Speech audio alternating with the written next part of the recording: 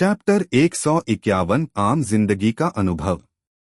शौर्य जब ट्रेन में बैठा तो उसने आम लोगों की जिंदगी को नजदीक से देखने की कोशिश की। उसके अतिहिंसक स्वभाव की वजह से उसे खुद पर नियंत्रण रखने में तकलीफ हो रही थी। उसकी अपने परिवार के प्रति नफरत साथ ही अन्याय के खिलाफ गुस्सा अब किसी बम की तरह उसके दिल में जमा हो रहा था। शौर्य को ये बात महसूस हो रही थी। ऊपर से कल रक्त सम्राज्ञी ने जो उसे कहा उस वजह से उसने ये फैसला लिया था। लेकिन इस सफर में उसे अचानक ब्रह्मदेव की आवाज सुनाई दी, वो भी उसके बगल में बैठे आदमी के अंदर से। ब्रह्मदेव ने शौर्य को कुछ ही शब्दों में आम इंसान के जीवन से परिचय करवाया। शौर्य हैरान और परेशान हो गया था। अब तक शौर्य ने अपने ताकत के बलबूते पर ढेर सारा पैसा कमाया, पर उसने असली आम इंसान की रोजमर्रा की जिंदगी देखी ही नहीं थी। शौर्य अगले स्टेशन पर उतर गया और टैक्सी पकड़कर थाने की ओर जाने लगा।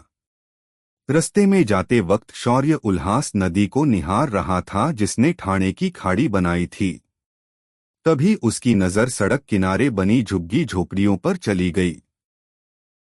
उसने देखा कि एक 10-12 साल की लड़की हाईवे के किनारे बैठकर सूखी घास इकट्ठा कर रही थी। उसके फटे कपड़े जैसे तैसे उसे ठंड से बचा रहे थे। उस लड़की ने ठिठुरते हुए हाथों से उस सूखी लड़कियों और घास का गट्ठर उठाया और वापस झोपड़ी की तरफ जाने लगी। पर तभी तेजी से एक ट्रक उसके पीछे आया और उसे उड़ाकर चला गया। वह लड़की ट्रक के धक्के से उसकर रोड के बगल के झाड़ियों में गिर गई। शौर्य ने तुरंत गाड़ी रोकने के लिए कहा। तभी तासी ड्राइवर जिसने ये देखा था वह बोला, जाने दो न साहब, दिन में ऐसी कई जाने जाती है। खासकर ये झोपड़ी में रहने वाले लोगों के बच्चे हर रोज ऐसे सड़क दुर्घटना में मारे जाते हैं। ये सुनकर शौर्य ने पूछा, क्या पुलिस इस बात पर कुछ नहीं करती? शौर्य का सवाल सुनकर वह तक ड्राइवर बोला, साहब ये लोग एक जगह कभी नहीं रहते, इसलिए पुलिस वाले भी इनकी कंप्लेंट लेने के लिए न नुकुर करते हैं। इसीलिए ज्यादातर ऐसे मामलों में इन बच्चों के माँ बाप सीधा लड़को दफना देते हैं और अपने काम पर फिर एक बार लग जाते हैं। ड्राइवर की ये बात सुनकर शौर्य का दिल अंदर तक पसीज गया। उसने अपनी शक्ति से गाड़ी को रोक दिया। गाड़ी रुकते ही शौर्य तुरंत उस लड़की को ढूंढने के लिए झाड़ियों में कूद गया। जैसे तैसे शौर्य ने उस लड़की को ढूंढा तो पाया कि उसकी सांसें अभी चल रही थी। वह भागते हुए रोड किनारे आया और झोपड़ी वालों को आवाज देकर बुलाने लगा। जब उस बच्ची के मां ने अपने बेटी की हालत देखी तो वह सीना पीटकर रोने लगी। शौर्य ने तुरंत एम्बुलेंस को फोन लगाया, लेकिन सरकारी एम्बुलेंस वाले भी शौर्य से ही कई सवाल पूछने लगे। इस वक्त शौर्य चाहता तो इस लड़की को अभी ठीक कर देता, मगर वह देखना चाहता था कि एक आम आदमी का जीवन कैसे होता है। कुछ ही देर में वहां एम्बुलेंस आई और शौर्य ने बच्ची के मां को साथ लिया और एम्बुलेंस में बैठकर चला गया। जाते जाते उसने याद से उस टैक्सी ड्राइवर को भी उसके भाड़े के पैसे दे दिए थे। सरकारी एम्बुलेंस का ड्राइवर बच्ची की हालत देखकर बोला, साहब एक हॉस्पिटल यहीं नजदीक में है, अगर आप कहे तो हम इसे वही एडमिट कर सकते हैं, लेकिन वो लोग थोड़ा चार्ज ले सकते हैं। बच्ची के सिर पर चोट लगी थी, इसीलिए ये कैसे बहुत ही सीरियस था। लेकिन इस वक्त ये ड्राइवर शौर्य को नजदीकी प्राइवेट अस्पताल लेकर जाने के लिए कह रहा था। ऊपर से तो लग रहा था कि वह इस बच्ची के भले की बात कर रहा है, पर असल में वह आदमी अपने कमीशन के लिए ये सब कर रहा था। शौर्य को भी ये बात थोड़ी अजीब लगी, लेकिन उसने अपनी गर्दन हाँ में हिलाई। एम्बुलेंस तुरंत उस प्राइवेट अस्पताल की ओर चली गई। अस्पताल के गेट पर ही वहां मौजूद स्टाफ ने तुरंत बच्ची को इमरजेंसी रूम में लाया और उसकी प्राइमरी चेकअप करवाई।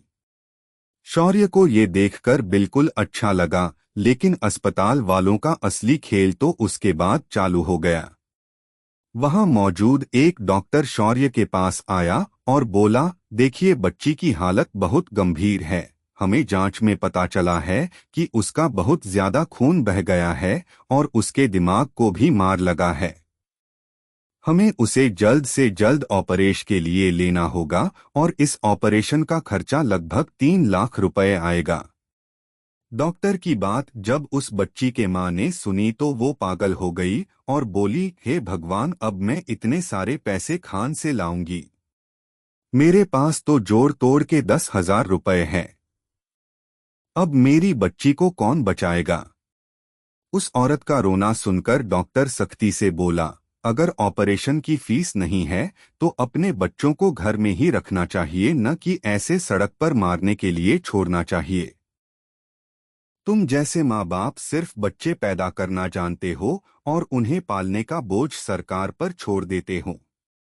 डॉक्टर की बात सुनकर शौर्य एयरवेज बच्ची के मां को बहुत गुस्सा आया, पर अपने गुस्से पर कंट्रोल करते हुए शौर्य ने उस डॉक्टर को देखते हुए कहा, आपका ये ऑपरेशन सक्सेसफुल होने के कितने चांस हैं अगर हम आज पूरे पैसे भर दे तो?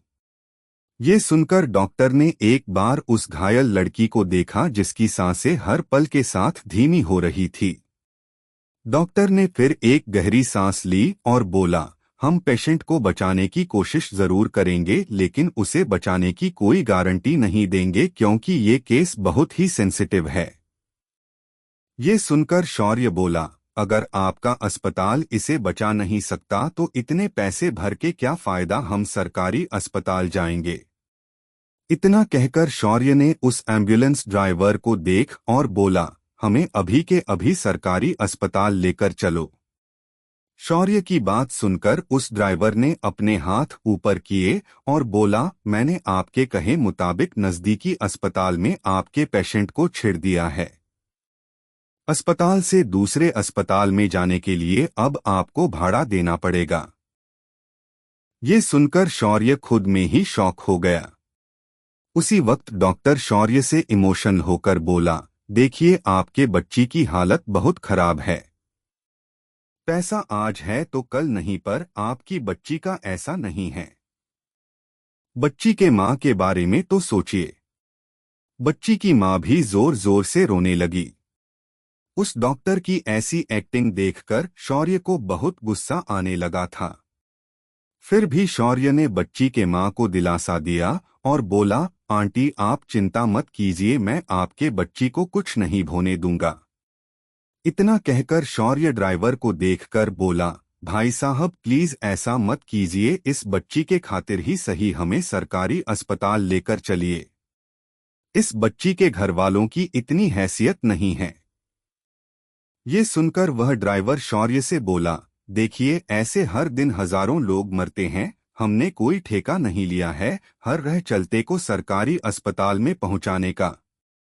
इस वक्त शौर्य का गुस्सा अपनी हद पार कर चुका था। तभी इस रक्त सम्राज्ञी की आवाज उसे अपने दिमाग में सुनाई दी, मास्टर आपका गुस्सा आपकी ताकत होना चाहिए, आपकी कमजोरी नहीं। आप खुद आपके गुस्से के स्वामी होने चाहिए, आपका गुस्सा आपका स्वामी नहीं होना चाहिए। ये सुनकर शौर्य ने एक गहरी सांस ली और अपने हाथ से उस ड्राइवर के कमर को झटका दिया और एम्बुलेंस की चाबी निकल ली। फिर उसने उस लड़की को उठाकर स्ट्रेचर समेत एम्बुलेंस में डाल दिया। ड्राइवर उसे रोकने के लिए आगे बढ़ा, पर शौर्य ने उसे एक बार घूर कर देखा और वह ड्राइवर सहम गया। शौर्य ने तुरंत एम्बुलेंस स्टार्ट की और वहां से निकल गया। कुछ देर बाद शौर्य कलवा के सरकारी अस्पताल में पहुंच गया। उसने पहुंचते ही उस बच्ची को इमरजेंसी विभाग में भेज दिया। यहां डॉक्टर्स ने तुरंत उस बच्ची की जांच की, तब तक शौर्य ने उस बच्ची का केस पेपर करवाया। कुछ देर बाद एक डॉक्टर बाहर आया और शौर्य से बोला, आपकी बच्ची बहुत ही क्रिटिकल कंडीशन में है, लेकिन हम हमारी ओर से हर वह मुमकिन कोशिश करेंगे, आप पहले इनके पहचान का कोई भी डॉक्यूमेंट जमा करवा दीजिए। शौर्य ने हामी भरी और उस बच्ची के मां से पहचान पत्र मांगे, पर वह औरत शौर्य का चेहरा देखते हुए बोली, साहब ये क्या होता है? हमने तो कभी इसके बारे में नहीं सुना। मेरा पति बिल्डिंग साइट पर एक मजदूर है तो उसको ही ये पता होगा। ये सुनकर शौर्य ने उस लड़की के पिता का नंबर मांगा तो उस औरत ने वह भी नहीं होने की बात शौर्य को बता दी। आखिर शौर्य ने अपना आईडी कार्ड हॉस्पिटल में दे दिया और ऑपरेशन के लिए लगने वाली सारी फॉर्मेलिटी पूरी कर ली। कुछ ही देर बाद उस बच्ची को ऑपरेशन के लिए ले जाया गया। ऑपरेशन लगभग 2 घंटे तक चला। 2 घंटे बाद डॉक्टर ने बाहर आकर उस बच्ची के खतरे से बाहर होने की बात कही। तभी 2 पुलिस वाले शौर्य के पास आए और उसे हथकड़ियां पहनाने लगे। ये देखकर शौर्य को गुस्सा आया और उसने अपना हाथ पीछे लेते हुए इस बात का कारण पूछा, जिस पर पुलिस वालों ने उसे सरकारी गाड़ी चुराने का आरोप लगाया और सरकारी एम्बुलेंस के ड्राइवर को पीटने का भी आरोप लगा दिया। शौर्य ने उन दोनों पुलिस वालों को सारी बात बताई पर पुलिस उसकी एक बात नहीं सुन रही थी। आखिर शौर्य ने उस बच्ची के मां के पास अपना फोन नंबर दिया और वह वहां से पुलिस स्टेशन निकल गया। पुलिस स्टेशन में वही ड्राइवर बैठा था और उसके सामने एक पुलिस सब इंस्पेक्टर बैठकर चाय पी रहा था। जब पुलिस वाले ने शौर्य को देखा तो वह बोला, क्या रे उबाले, ये लड़का था जिसने तेरी एम्बुलेंस भगाई। साले कभी तो अपना काम ईमानदारी से किया कर। वो छोड़, अब बता इस लड़के के साथ क्या करना है। ये सुनकर वह ड्राइवर तनकर बोला, इसे मेरे पैरों में गिरकर माफी मांगने बोलो और मुझे 20,000 रुपए नुकसान भरपाई देने के लिए बोलो। 20 में से 10 मैं आपको दे दूंगा। ये सुनकर वह पुलिस सब इंस्पेक्टर शौर्य के सामने आया और बोला, देख, एम्बुलेंस ड्राइवर को मारने और एम्बुलेंस चुराना इसका अपना ही एक कानून है और तूने दोनों तोड़े हैं। तो तू चुपचाप उसके पैरों में गिर के माफी मांग और 20,000 रुपए मुझे दे देना। तेरी कैसे मैं क्लोज कर दूंगा। शौर्य को अब इस ऑफिसर की बेशर्मी पर फिर एक बार गुस्सा आया पर उसने एक स्माइल दी और बोला, मैं आप दोनों को भी छोड़ दूंगा अगर आप दोनों मेरे पैरों पर गिरकर अपनी नाक रगड़ेंगे और मुझे 50-50 हजार जुर्माना देंगे। शौर्य की उल्टी बात सुनकर वह ऑफिसर गुस्से से शौर्य की कॉलर पकड़कर बोला, तू खुद को क्या समझता है कि तू हमारा कुछ बिगाड़ पाएगा। ये सुनकर शौर्य ने अपनी आर्मी की आइडेंटिटी निकाली और पुलिस वाले को दिखाई, फिर हंसते हुए बोला, अगर मैं चाहूं तो तुझे जान से भी मार सकता हूं और मेरा कोई कुछ नहीं उखाड़ सकता, अब चॉइस तुम्हारी है। इतना कहकर शौर्य उस ऑफिसर की कुर्सी पर जाकर बैठ गया। वह ऑफिसर शौर्य की आइडेंटिटी देखकर वहीं जम गया था। उसे अच्छे से पता था कि ब्रिगेडियर जनरल को अरेस्ट करने के लिए डीआईजी को खुद आना पड़ेगा और वह ऑफिसर इस छोटी सी बात के लिए उन्हें यहां नहीं बुला सकता। और अगर उस ऑफिसर ने कुछ गलती की तो आर्मी उसके पीछे पड़ जाएगी, वह बात अलग। उसने मुड़कर शौर्य के पैर पकड़े और रोते हुए बोला, साहब मुझे माफ कर दो, आइंदा ऐसी गलती मैं नहीं करूंगा। ऑफिसर के बदले हुए तेवर देखकर सभी लोग उसे हैरानी से देखने लगे। शौर्य ने उसे मुस्कुराते हुए देखा और बोला, अब जाकर तेरी हेकड़ी निकल गई ना। अब एक काम कर, इस कमीने को मेरा मन भरने तक तू ठोकेगा, जब मुझे लगेगा कि इसने पेट भर मार खाई है तो तुम उसे छोड़ दोगे। शौर्य का ऑर्डर मिलते ही पुलिस ऑफिसर ने उबाले को हिरासत में ले गया और उसके उसी वक्त कपड़े उतार दिए और टायर में डालकर उसे लटकाकर ठोकना शुरू कर दिया। कुछ ही देर में उस सेल में ड्राइवर की चीखें गूंजने लगी। उसे लकड़ियों के टुकड़े होने तक पीटा गया। ड्राइवर की अच्छी खातिरदारी होने तक उसे पीटा गया और शौर्य इसे दूर खड़े रहकर देख रहा था। जब उसे लगा कि इसकी अच्छी पिटाई हो चुकी है, शौर्य ने उन्हें रोकने के लिए कह दिया। पुलिस वालों के रुकते ही शौर्य ड्राइवर के पास गया और बोला, तो भाई कैसा लगा? अगली बार किसी के मजबूरी का फायदा लिया तो तुम्हारी खातिरदार यहीं तक नहीं रुकेगी बल्कि तुम्हारी सीधा ऊपर की टिकट काटी जाएगी। सुधर जाओ और अच्छे इंसान बनो। इतना कहकर शौर्य बाहर आया और सीधे अस्पताल में पहुंच गया। इस वक्त तक उस बच्ची का पिता उसे ढूंढते हुए अस्पताल पहुंच चुका था। उसने अभी भी अपने काम पर पहने जाने वाले कपड़े ही पहने थे, जो कि काफी बुरी तरह गंदे हो गए थे।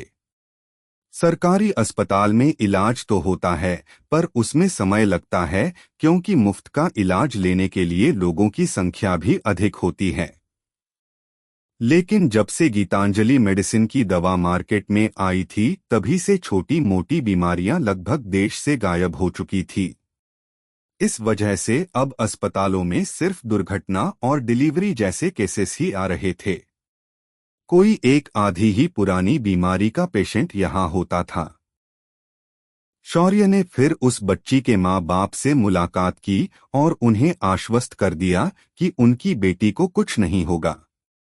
जब वह उस बच्ची के पास गया तो उसने तुरंत उसके अंदरूनी घाव भर दिए, जो कि थोड़े खतरनाक थे। फिर शौर्य ने अपनी जेब से कुछ पैसे निकाले और बच्ची के पिता को दिए। अस्पताल का मामला तो निपट गया था, पर इस सारी घटना का जिम्मेदार ट्रक ड्राइवर अभी भी बाहर आराम से घूम रहा था। शौर्य ने सिस्ट की मदद से उसका पता लगाया और सीधा मुंबई गुजरात हाईवे पर पहुंच गया। वह ड्राइवर अपनी धुंध में गाड़ी चला रहा था, पर अचानक शौर्य आसमान से उस ट्रक के सामने खड़ा हो गया। उस ड्राइवर ने भी बिना सोचे शौर्य पर ट्रक चढ़ा दिया। लेकिन जब गाड़ी शौर्य से टकराई तब उसकी ट्रक पीछे से उठ गई और जगह पर ही गिर गई। ड्राइवर सामने की कांच तोड़कर आगे आने वाली दूसरी गाड़ी के नीचे आ गया। वह गाड़ी सीधा उसके पैरों के ऊपर से चली गई। वह ड्राइवर बड़ी जोर से चीख पड़ा, पर उस गाड़ी ड्राइवर ने भी अपनी गाड़ी नहीं रोकी और उसे ठोक कर चला गया। इस नज़ारे को देखकर शौर्य मुस्कुराया और मन ही मन बोला, इसे कहते हैं ड्राइवर से बजाना। चैप्टर 152 मां लक्ष्मी का गिफ्ट। शौर्य शाम को अपने घर पहुंच गया और सभी के साथ मिलकर लक्ष्मी पूजन की तैयारी में लग गया। उसने सबसे पहले अपने नए कपड़े पहन लिए, जो उसके बड़ी चाची ने उसके लिए लाए थे। ये एक फीके नीले रंग की शेरवानी थी, जिसमें शौर्य एकदम हैंडसम लग रहा था। उसे देखकर कोई हर लड़की का दिल मचल जाता। जब शौर्य नीचे आया तो सिया ने अपना फोन निकाला और किसी को मैसेज कर दिया, आज कपड़े का रंग लाइट ब्लू है। इतना टाइप करके सिया ने शौर्य की एक क्विक फोटो खींच ली और उसे भी उसी नंबर पर भेज दी। शौर्य ने नीचे आते ही सबसे पहले सभी को पूजा घर में आने के लिए कहा। शौर्य ने अपने जेब में पड़े सारे कैश निकले और कलश सजाकर श्रीफल रखकर लक्ष्मी प्रतीक के रूप में झाड़ू की प्रतिष्ठापना की। उसके बाद शौर्य ने मंत्र उच्चारण करना शुरू किया और पूजा प्रारंभ कर दी। उसके मंत्र प्राचीन वैदिक मंत्र थे, जो माता लक्ष्मी के लिए रचे गए थे। शौर्य का मंत्रोच्चारण अत्यंत उच्च कोटि का था और उसकी आवाज पूरे घर में गूंज रही थी। सामने रखी महालक्ष्मी के फोटो में धीरे धीरे परिवर्तन होने लगा, लेकिन इस परिवर्तन को सिर्फ शौर्य ही देख पा रहा था। कुछ ही देर में मंत्रोच्चारण समाप्त हुआ और शौर्य के सामने एक ऊर्जा रूपी माता लक्ष्मी की प्रतिमा उभर आई। समय थम गया था, हर चीज स्तब्ध हो चुकी थी। शौर्य ने उस प्रतिमा को नमन किया, तभी उसके दिमाग में एक मधुर आवाज गूंज गई, पुत्र शौर्य, मैं तुम्हारी पूजा से प्रसन्न हो गई हूँ। तुम सच में ब्रह्मदेव के उम्मीदों पर खरे उतरोगे और महादेव का अधूरा काम पूर्ण करोगे। ये सुनकर शौर्य ने अपने हाथ जोड़े और बोला, माते आपको मेरा सादर प्रणाम। मुझे पता था कि मेरी इस पूजा का फल मुझे मिलेगा, लेकिन मुझे यकीन नहीं हो रहा कि आप साक्षात मेरे प्रत्यक्ष खड़ी है। क्या अब फिर से देवता इस धरती पर आ सकते हैं? ये सुनकर मां लक्ष्मी बोली, नहीं, हम सशरीर यहाँ पर नहीं आ सकते, लेकिन हम अपनी चेतना द्वारा अपने भक्त के सामने इस रूप में आ सकते हैं।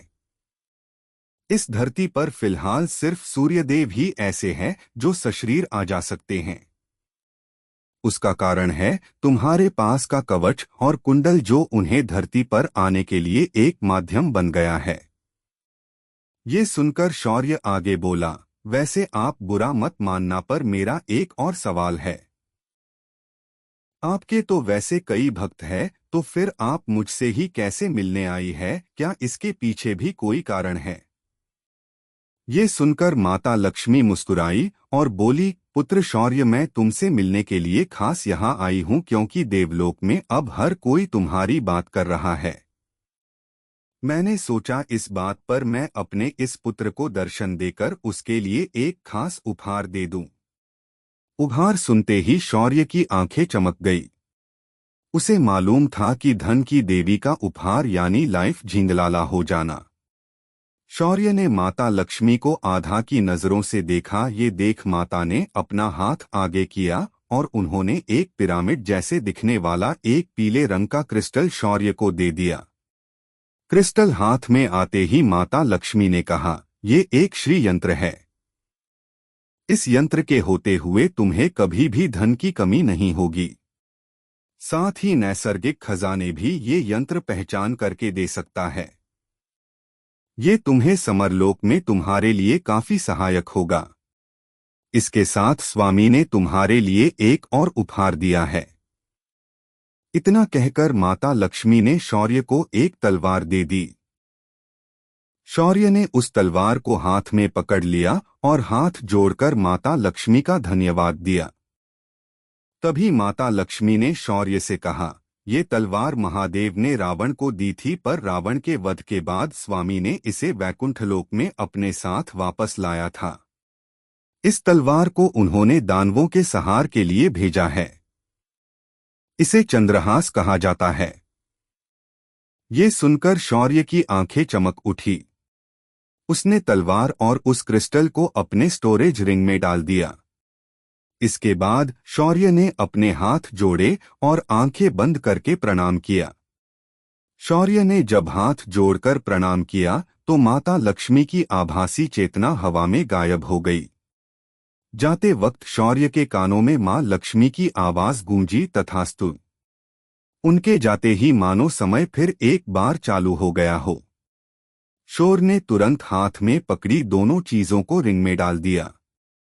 शौर्य ये सब सभी के सामने नहीं जांचना चाहता था। जब शौर्य ने अपनी पूजा खत्म कर दी, शौर्य ने सभी की ओर देखा और आरती का थाल आगे बढ़ाते हुए सभी को आरास दी। फिर शौर्य ने सभी को अपने हाथों से प्रसाद बांट दिया। शौर्य इस वक्त मन ही मन खुश हो गया था। उसे खुद माता लक्ष्मी और भगवान विष्णु ने खास उपहार भेजे थे। पूजा संपन्न होने के बाद जैसे ही शौर्य जाने के लिए मुड़ा, उसकी नजर घर के दरवाजे पर गई। इस दरवाजे पर अद्विका खड़ी थी, जिसने सेम कलर का ड्रेस पहना था, शौर्य के शेरवानी के साथ मैच होने वाला। उसे देखकर शौर्य की मुस्कान चौड़ी हो गई और वह आगे बढ़कर अद्विका के पास पहुंचा। अद्विका ने जब शौर्य को देखा तो इस बार उसकी आंखें ठहर सी गई और उसके गाल ब्लश करने लगे। शौर्य ने लेकिन इस बात पर ध्यान नहीं दिया और अद्विका को वह भी देखने लगा। आज अद्विका की खूबसूरती कहर ढा रही थी। वो आज कतई जहर लग रही थी। आज इन कपड़ों में उसकी खूबसूरती को और ज्यादा बढ़ दिया था। तभी विराज ने आकर शौर्य को पीछे से चिकोटी काटते हुए धीरे से उसके कान में कहा, अबे मुंह बंद कर, तेरी लार टपक रही है। ये सुनकर शौर्य ने झट से अपनी आंखें फेर ली। अद्विका की भी हड़बड़ाते हुए इधर उधर देखने लगी। तभी बड़ी चाची की पीछे से आवाज आई, आओ अद्विका बेटा, अंदर आओ। लक्ष्मी पूजन के दिन ऐसे दरवाजे के बाहर खड़े नहीं रहते। अद्विका ने ये सुना तो वह तुरंत अंदर चली गई, मगर अपनी आंखों के कोने से वह अभी भी शौर्य को निहार रही थी। शौर्य अभी भी अपनी जगह पर वही खड़ा रह गया था। तभी विराज उसे चपत लगते हुए बोलता है, उस दिन जब अद्विका आई थी तो उस मिश्रा के चक्कर में तुमने इसे बिना बताए ही हवा में छलांग लगा दी थी। कम से कम आज तो उससे ठीक से बात कर ले। शौर्य ने अपना सिर थोड़ा सा खुजाया और वहां से लिविंग रूम में आ गया। सभी लोग दिवाली के मौके पर इस वक्त बातें कर रहे थे। आज घर पर दीनानाथ का परिवार नहीं था। उन्हें दुष्यंत ने आते ही फोन करके वापस बुला लिया था, इसीलिए वे लोग आज सुबह ही चले गए थे। सिर्फ सिया पीछे रह गई थी। सिया को भी अपनी माँ की फिक्र थी, पर अब उसके लिए उसका भाई सबसे इम्पोर्टेंट था, क्योंकि भाई दूज जो आने वाली थी।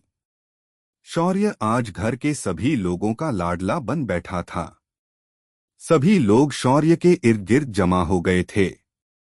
वहीं दूसरी ओर सारी औरतें अद्विका को घेर के खड़ी थी।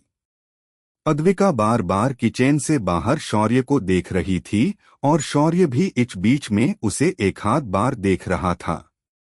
उनकी ये आंख मिचौली सभी को समझ आ रही थी। तभी अधीर ने शौर्य को ताना मारते हुए कहा, मेरे सारे भाई मंदबुद्धि है, एक भी हिम्मत करके लड़की को अपने मन की बात कह नहीं सकता। ये सुनकर विराज और बाकी भाई अधीर को खा जाने की नजरों से देखने लगे। तभी शौर्य बोला, मुझे देखो, मैंने तो सीधा उसे शादी के लिए पूछा है। मैं ये अंग्रेजी रिवाज को नहीं मानता जिसमें लड़का झुककर लड़की को प्रोपोज करे। मैं उसे अपने बराबर मानता हूँ, इसीलिए आमने सामने खड़े रहकर शादी की बात करे।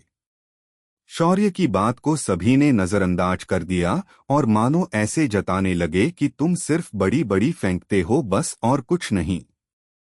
शौर्य ने भी उनकी तरफ ध्यान नहीं दिया और बेशर्मी से हंसते हुए चला गया। कुछ देर बाद रात का भोजन टेबल पर सजाया गया और सभी ने बैठकर खाना खाया। खाना खत्म करके शौर्य बाहर गार्डन में आकर आसमान की ओर देखकर कुछ सोच रहा था, तभी उसे पीछे से अद्विका की आवाज आई, शौर्य, क्या मैं तुमसे कुछ बात कर सकती हूँ? ये सुनकर शौर्य पीछे मुड़ा और अद्विका को देखते हुए बोला, हाँ बोलो, क्या बात है? वैसे भी मैं अभी बस ऐसे ही आसमान को निहार रहा था। ये सुनकर अद्विका उसके बगल में आकर खड़ी होकर आसमान को अपने सुंदर आंखों से निहारते हुए बोली, आज मेरे माता पिता ने मेरे लिए एक रिश्ता लाया था। लड़का अच्छे घर का है और अच्छा कमाता भी है, पर मुझे वह पसंद नहीं आया। ये सुनकर शौर्य थोड़ा हैरान हुआ, फिर बोला, अगर तुम्हें वह पसंद नहीं तो कोई और ढूंढ लो, बोल दो अपने माता पिता से कि तुम्हें वह लड़का पसंद नहीं है। ये सुनकर अद्विका शौर्य को देखते हुए बोली, तुम्हें अजीब नहीं लगा इस बात पर? ये सुनकर शौर्य बोला, इसमें क्या अजीब बात है? अगर तुम्हें वह लड़का पसंद आता तो मैं थोड़ा डर जाता, पर तुम्हें तो वह पसंद नहीं है, मतलब मेरा चांस अभी भी है। ये सुनकर अद्विका ने शौर्य को देखते हुए कहा, मैंने अपने माता पिता को तुम्हारे बारे में बताया था और वो खुद तुमसे कल मिलने आने वाले हैं। मुझे पता नहीं क्यों, पर वे लोग मेरी शादी तुलसी विवाह के बाद तुरंत करना चाहते हैं। अगर ऐसी ही बात है तो मैं किसी अनजान के बजाय तुमसे शादी करना पसंद करूंगी। ये सुनकर शौर्य के मन में लड्डू फूटने लगे। आखिर इस लड़की ने उसे हाँ कर ही दी। शौर्य खुशी से अद्विका के पास गया और उसे अपने बाहों में खींच लिया। फिर उसकी आंखों में देखकर बोला, मैं तुम्हें अपना जीवन साथी बनाने के लिए तैयार हूँ। मैं मेरे होते हुए तुम्हें किसी और की जीवन साथी बनने नहीं दे सकता। शौर्य की ये हरकत अद्विका के दिल को बहुत सुकून पहुंचती है। दोनों एक दूसरे के आंखों में खो चुके थे। धीरे धीरे उनके बीच के फासले खत्म होने लगे और उनके ओंठ एक दूसरे से जुड़ गए। दोनों एक दूसरे में घुल गए थे। आज के दिन अद्विका ने मन से शौर्य को स्वीकार किया था और शौर्य ने भी उसे अपना जीवन साथी मान लिया था। कुछ देर तक एक दूसरे के बाहों में एक दूसरे को महसूस करने के बाद वे दोनों अलग हो गए और घर के अंदर चले आए। अभी सभी लोग लिविंग रूम में ही बैठकर हंसी मजाक कर रहे थे। शौर्य और अद्विका को अंदर आते देखकर सभी की नजरें उन दोनों पर चली गई। शौर्य ने अपनी बड़ी चाची को देखा और उनके पास दौड़कर गया, उसने धीरे से उनके काम में कहा, माँ लड़की मान गई है, अब रिश्ता पक्का करवा दो। ये सुनकर बड़ी चाची के चेहरे पर बड़ी मुस्कान आई और उन्होंने शौर्य का सिर सहलाते हुए कहा, ठीक है, मैं तुम्हारे दादाजी और तुम्हारे बड़े पापा से बात करके हम रिश्ते की बात करने अद्विका के घर चले जाएंगे। शौर्य भी खुश हुआ और वहां से अपने कमरे के अंदर चला गया। उसने कमरे के अंदर आते ही अपने स्टोरेज से वह क्रिस्टल और चंद्रहास को बाहर निकाला। चंद्रहास को हाथ में पकड़ते हुए उसने कहा, दशानन की तलवार जिसे खुद शिव जी रावण को दी थी। वाह, मजा आ गया यार, अब तो लगता है साला अपुनिच भगवान है। शौर्य उस तलवार को ध्यान से देखने लगा। तभी सिस्टम बोली, इसे भी अपने खून का चढ़ावा चढ़ाओ ताकि ये तुम्हारी हो जाए, वरना इसे तुम इस्तेमाल नहीं कर पाओगे। ये सुनकर शौर्य ने चंद्रहास पर अपने खून की एक बूंद डाल दी। उसके ऐसा करते तलवार एक लाल रोशनी में चमकने लगी और धीरे धीरे तलवार का आकार बदलने लगा और वह तलवार एक इंसानी रूप में बदल गई। शौर्य को समझ आ चुका था कि ये भी इस तलवार की आत्मा है जो इंसानी रूप धारण कर चुकी है। जैसे ही वह तलवार पूर्ण तरह इंसानी रूप में बदल गई, शौर्य ने तुरंत अपनी आंखों पर हाथ रख लिया। इसका कारण था कि तलवार के इंसानी रूप ने एक समय सुंदर लड़की का रूप धारण कर लिया था। उसका रूप बेहद सुंदर और सुडौल था। ये लड़की रूपी तलवार पूर्ण रूप से नग्न थी। इसी वजह से शौर्य ने अपनी आंखों पर हाथ रख लिया था। शौर्य जल्दी से अपनी रक्त सम्राज्ञी को बाहर निकाला और जल्दबाजी में बोला, यार इसे कोई ढंग के कपड़े पहना दो, मैं ये सब देख नहीं सकता। शोर के ऐसा कहते ही रक्त सम्राज्ञी ने तुरंत उस लड़की के ऊपर आधार कपड़े चढ़ा दिए और उसे शौर्य के सामने खड़ा कर दिया। इस वक्त चंद्रहास शौर्य को घूर के देख रही थी। जब शौर्य ने अपनी आंखों से उंगलियों हटाई तो उसकी नजरें सामने खड़ी चंद्रहास पर गिरी। उसने देखा कि चंद्रहास की आंखें बिल्कुल सफेद थी, चांद की तरह, और उसके माथे पर एक अर्धचंद्र का निशान भी था, किसी बिंदी की तरह, जो इसे और अधिक खूबसूरत बना रहा था। शौर्य ने चंद्रहास को देखा और बोला, चंद्रहास, मैं तुम्हारा नया स्वामी हूँ। तुम्हें भगवान विष्णु ने मुझे दिया है। अब तुम मेरे साथ जुड़ चुकी हो। शोर की बात सुनकर चंद्रहास और ज्यादा शौक को घूरने लगी और उसके करीब आई। वह उसके शरीर को टटोलने लगी मानो वह कुछ ढूंढ रही हो, मगर उसे वह नहीं मिला। कुछ देर बाद चंद्रहास मुंह लटकाकर दूर हट गई और बोली, तुम सिर्फ संत अधिपति हो, पर तुम्हारा खून किसी देवता की तरह सुनहरा कैसे बन गया है? क्या तुम सच में एक देवता हो जिसकी सारी शक्तियां नष्ट हो गई है? तभी रक्त सम्राज्ञी चंद्रहास के कंधे पर हाथ रखते हुए बोली, चंद्रहास, तुम मास्टर को कम समझते की गलती मत करो। ये इस युग के युद्ध के देवता के वारिस है। तुम्हारे असली मालिक यही है। ये सुनकर चंद्रहास की आंखें बड़ी हो गई और वह तुरंत अपने घुटनों पर बैठ गई और हाथ जोड़कर बोली, युद्ध के देवता को मेरा प्रणाम। मालिक, मैं चंद्रहास आपके सेवा में हाजिर हूँ। शेर ने ये देखा तो पहले वह चौंक गया, फिर खुश होकर उसने चंद्रहास को उठाया और बोला, तुम भी मुझे मास्टर बोलो और तुम भी मेरे चेतना सागर में रह सकती हो। ये सुनते ही चंद्रहास अपनी जगह से एक रोशनी में तब्दील हो गई और शौर्य के चेतना सागर में चली गई। उसके पीछे रक्त सम्राज्ञी भी अंदर चली गई। उसके बाद शौर्य उस सुनहरे क्रिस्टल की तरफ मुड़ गया। शौर्य ने जैसे ही उस क्रिस्टल पर अपना एक बूंद खून डाल दिया, वैसे ही वह क्रिस्टल रोशनी के कणों में बदल गया और सारे कण एक एक करके शौर्य के आंखों में समा गई। सारे कण समाने के बाद शौर्य के आंखों के बीचों बीच एक त्रिकोणी चिन्ह बन गया। जब शौर्य ने अपने आसपास देखा तो उसे अपने शरीर के सारे खजाने दिखने लगे। उसे सारी धन से संबंधित चीजें दिखने लगी। चैप्टर 153, पूरा परिवार डायमेंशन के अंदर। शौर्य को मिले उपहार उसे अपने आने वाले समय में बहुत मददगार साबित होने वाले थे, लेकिन इन सभी चीजों ने उसे कुछ ज्यादा ही ओपी बना दिया था। फिलहाल शौर्य इस वक्त अपने घर में बैठकर इन सभी चीजों के बारे में सोच रहा था, लेकिन दूर चेन्नई के अंदर एक अंधेरे कमरे के अंदर सिर्फ एक टेबल लैंप जल रहा था जो कि एक टेबल पर रखा था। उसी टेबल पर एक आदमी बैठा था जो उस उजाले में कुछ डॉक्यूमेंट्स पढ़ रहा था। इन डॉक्यूमेंट में शौर्य और उसकी कंपनी की कुंडली निकालकर रखी थी। साथ ही साथ उस डॉक्यूमेंट्स के अंदर एज न्यूज ने दिखाई न्यूज और उसका शौर्य और उसके कंपनी पर हुआ प्रभाव दिखाया गया था।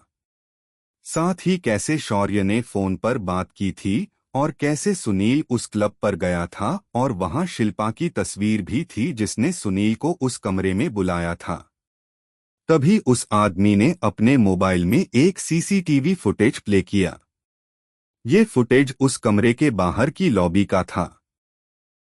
इस फुटेज में दिखाया जा रहा था कि कमरे का दरवाजा खुल गया और एक आदमी का साया कमरे से बाहर दिखाई दिया, पर वह आदमी दरवाजे से बाहर आने से पहले ही गायब हो गया।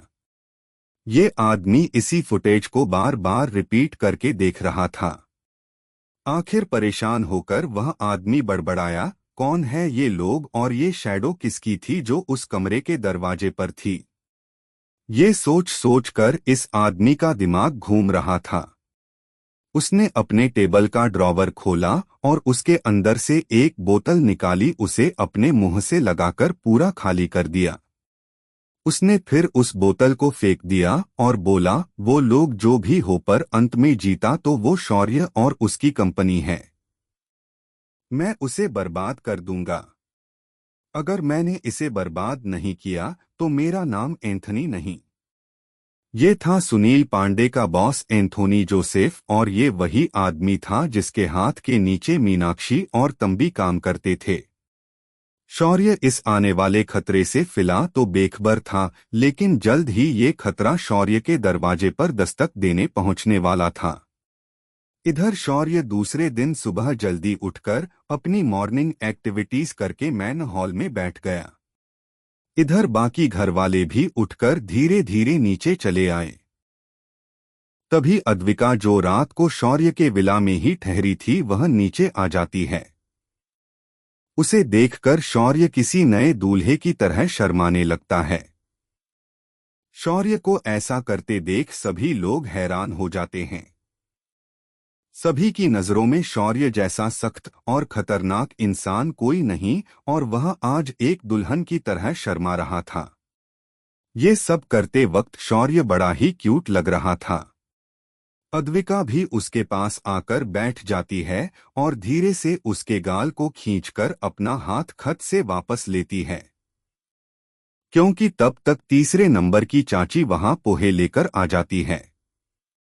तभी पूजा घर से सिया और बाकी दो बहनें आरती का थाल सजाकर शोर के लिए लेकर आती हैं। तीनों बहनों ने शौर्य की आरती उतारी और फिर शौर्य के हाथ में तीनों तीन कमरबंद रख दिए। शौर्य ने भी उसे प्यार से ले लिया और अपने कमर पर बांध दिया। ये महाराष्ट्र का रिवाज होता जहां भाई दूज के दिन बहनें अपने भाई को कमरबंद देती है। शौर्य ने उसके बाद उन्हें शगुन के नाम पर उनके थालियों में 500 रुपयों की नोट रख दी, जिसे देख किया बोली, भाई ये क्या है, आप हमें सिर्फ यही देना चाहते हो? ये गलत बात है, इतने में तो एक पिज्जा भी नहीं आता। ये सुनकर शौर्य मुस्कुराया और कुछ नहीं बोला, बस कुछ देर के लिए उन्हें रुकने का इशारा किया। उन तीनों ने भी शौर्य की बात मान ली और चुप हो गईं। उसके बाद सभी लोग जब हॉल में दाखिल हुए तो बहनों ने भाइयों की आरती उतार दी। इसी के चलते लड़कियों की आज जोरदार कमाई हो गई थी। शौर्य ने उसके बाद सभी को एक खास जगह ले जाने की बात की और सभी को एक घेरे के अंदर खड़ा कर दिया। जब सभी लोग खड़े हो गए, शौर्य ने कुछ मंत्र बुदबुदाए और पलक झपकते ही शौर्य के साथ सभी लोग गायब हो गए। इस वक्त शौर्य ने सभी को अपने साथ लिया था। सांदली के सारे अग्निहोत्री, उसकी तीनों बहनें, साथ ही जम्बा दादाजी का परिवार भी इसमें शामिल था। अंत में अद्विका और इशिका भी इसमें शामिल थी। पलक झपकते ही पूरा का पूरा परिवार विला के अंदर से गायब हो गया। जब सभी ने फिर एक बार अपनी आंखें खोली, वो लोग एक सुंदर से दिखने वाले जंगल के बाहर हरे भरे घास के मैदान में खड़े थे। हर तरफ रंग बिरंगे फूल और पौधे लगे हुए थे। तभी सभी को थोड़ी दूरी पर एक विशाल महल दिखाई दिया, जिसकी बनावट एकदम प्राचीन थी। उस महल के बाहर कुछ लड़कियां काम कर रही थी। महल के दरवाजे आलीशान और विशाल थे। गेट के सामने 2 शेरों की मूर्तियां थी, जो खास पत्थर से बनी थी। तभी 2 लड़के दौड़ते हुए उनकी तरफ आ रहे थे। उनके हाथों में तलवारें थी। ये देख पहले तो सब डर गए, लेकिन जब उन्होंने उन्हें ध्यान से देखा तो सभी रिलैक्स हो गए, क्योंकि ये दोनों कोई और नहीं बल्कि वरुण और अरुण थे। सभी लोग इस वक्त डायमेंशन के अंदर थे। शौर्य ने सभी को देखा और बोला, ये जगह मेरी जगह है। यहाँ मेरी इजाजत के बिना स्वयं भगवान भी अंदर नहीं आ सकते। ये एक सीक्रेट डायमेंशन है, जहाँ हर तरह के पेड़, फूल और बाकी प्राचीन वस्तुएं हैं।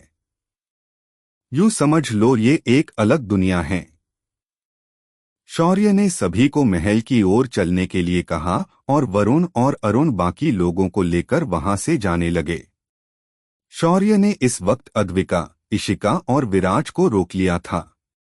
शौर्य ने उन तीनों को देखा और बोला, ये जगह बाकी लोगों के लिए पिकनिक ग्राउंड है, लेकिन तुम तीनों के लिए ट्रेनिंग ग्राउंड होगी। मैं चाहता हूं कि अगले 2 महीनों तक तुम तीनों यही रहकर अपनी ट्रेनिंग पूरी करो, ताकि खुद को बचाने के काबिल बनो। उसके बाद शौर्य ने उन तीनों को अपने साथ पास के शिव मंदिर लाया और मंदिर में भगवान के सामने ही तीनों को भैरव दीक्षा दी। ये दीक्षा भैरव कला के अनुसार नए साथियों को दी जाती थी। ये शिष्यों के लिए नहीं थी। दोनों लड़कियों को चंडी साधना सिखाई और उन्हें शरीर को शुद्ध करने के लिए नदी पर भेज दिया। उनके साथ वहां ठहरी कुछ लड़कियां चली गई थी। उन लड़कियों को मालूम था कि आगे क्या करना है। उसके बाद शौर्य विराज को उड़ाकर नदी के दूसरे हिस्से में ले गया और उसके पहले से शुद्ध शरीर में कॉस्मिक लिक्विड की एक बूंद उसके मुंह के मार्ग से छोड़ दी। कुछ ही देर में विराज ने भैरव दीक्षा के माध्यम से खुद के शरीर को साधित किया। जब सभी की साधना शुरू करने का समय आ गया तो शौर्य ने उन तीनों को साधना चैम्बर में भेज दिया। दूसरी ओर परिवार के सभी लोगों का माया और चित्रा ने पूर्ण आदर के साथ स्वागत किया।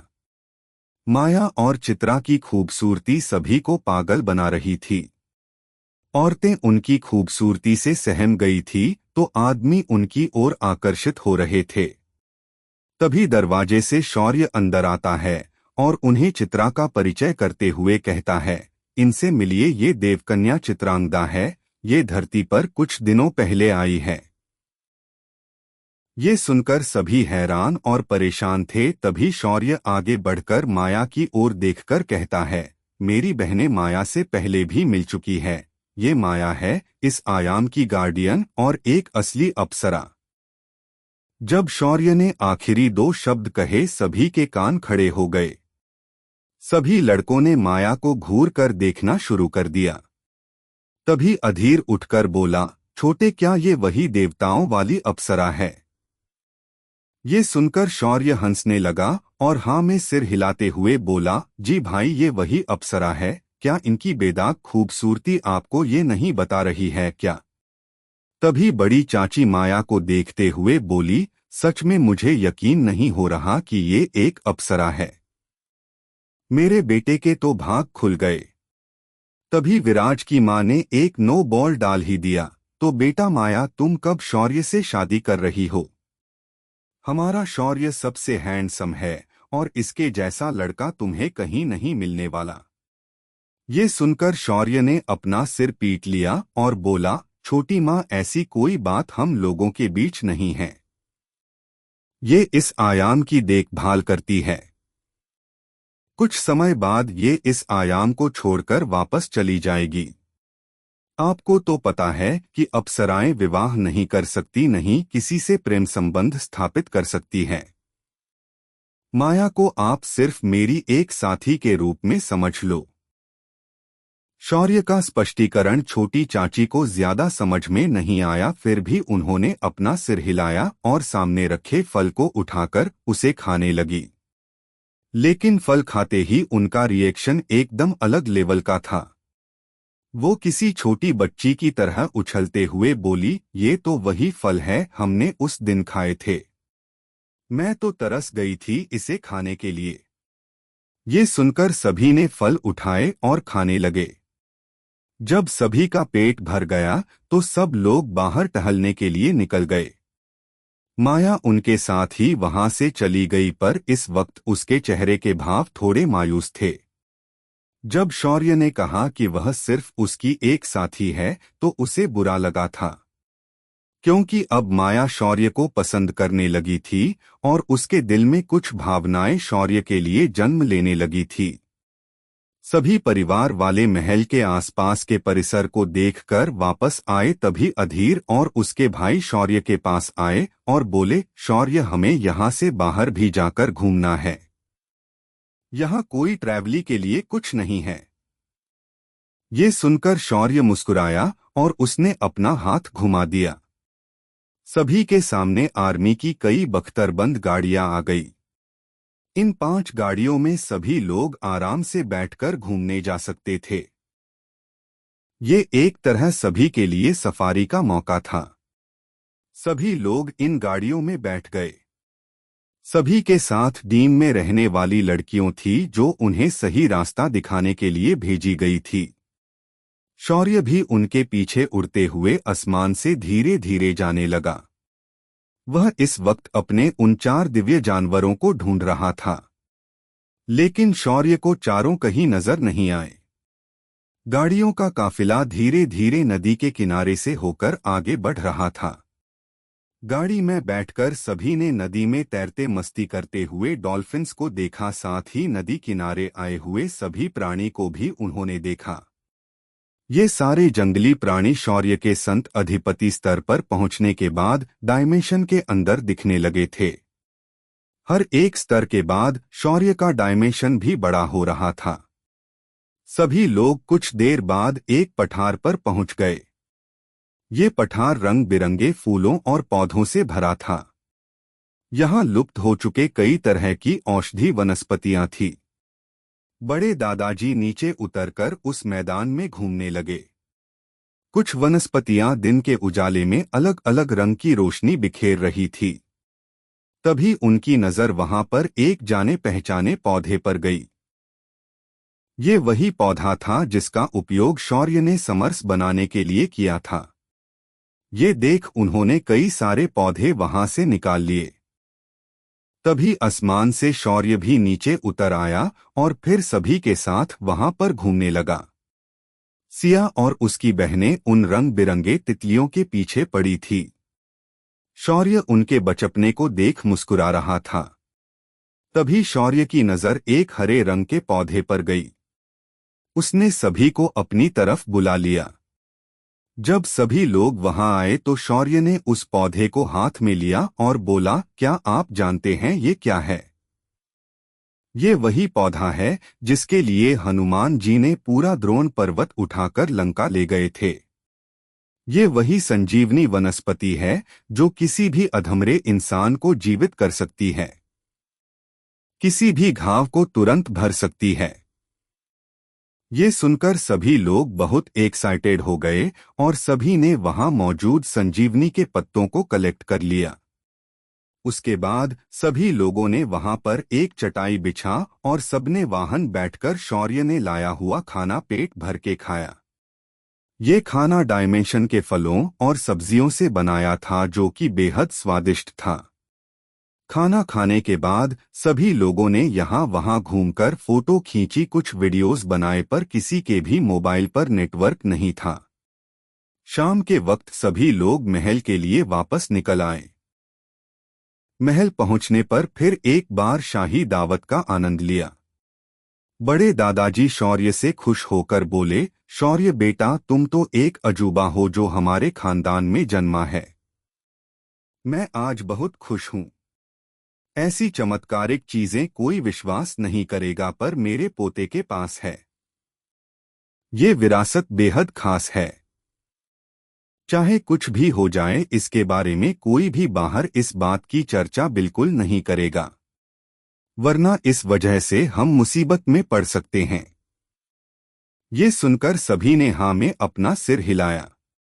तभी शौर्य निकल बताया कि विराज और इशिका ट्रेनिंग करने के लिए वरुण और अरुण के साथ डायमेंशन में रहेंगे। तभी सिया ने दीवारों पर लगे पत्थरों को देखा जिनके अंदर से बल्ब की तरह रोशनी आ रही थी। उसने शौर्य से पूछा, भाई ये कैसी लाइट है जो बल्ब की तरह चमक रही है? ये सुनकर शौर्य मुस्कुराते हुए बोला, प्राचीन काल में महलों में उजालों के लिए इन पत्थरों का उपयोग किया जाता था। इन्हें हम चंद्रशीला कहते हैं, जो सूर्य से मिलने वाली रोशनी को सोख कर रात में बाहर उत्सर्जित करते हैं। ये सुनकर सभी लोग उन पत्थरों को आश्चर्य के साथ देखने लगे थे। इसके बाद वहां मौजूद परिवार के लोग अलग अलग सवाल पूछ रहे थे और शौर्य अच्छे शिक्षक की तरह उनके हर सवाल के जवाब दिए जा रहा था। सभी के सवालों के जवाब मिलने के बाद सभी लोग अपने लिए निर्धारित कमरों में चले गए। दूसरे दिन सुबह सभी लोग एकदम तारों-ताजा महसूस कर रहे थे। कशिश, सिमरन और रिया भी उठकर नहा धोकर नीचे आ चुकी थी। इस वक्त तीनों तेंदुओं में थी। शौर्य को समझ आया कि ये तीनों किस बात की चिंता कर रही है। शौर्य ने उनके पास आकर प्यार से कहा, तुम तीनों को काम की चिंता करने की कोई जरूरत नहीं है। अभी भी बाहर सिर्फ शाम तक का समय गुजर गया है, तो निश्चिंत होकर तुम लोग यहाँ रह सकती हो। तभी साधना चैम्बर का दरवाजा खुलता है और अद्विका बाहर आ जाती है। शौर्य को ये महसूस होते ही उसके चेहरे पर एक मुस्कान आ जाती है। शौर्य तुरंत अद्विका के सामने आ जाता है, लेकिन उसे देखते ही वह वहीं रुक जाता है। इस वक्त अद्विका एकदम अलग लग रही थीं। उसके माथे पर एक खास लाल रंग का निशान बन चुका था। ये निशान एक शंख की तरह दिख रहा था। उसके चेहरे का रंग निखर चुका था और उसका शरीर भी बदल चुका था। वह बेहद आकर्षक और मोहक लग रही थी।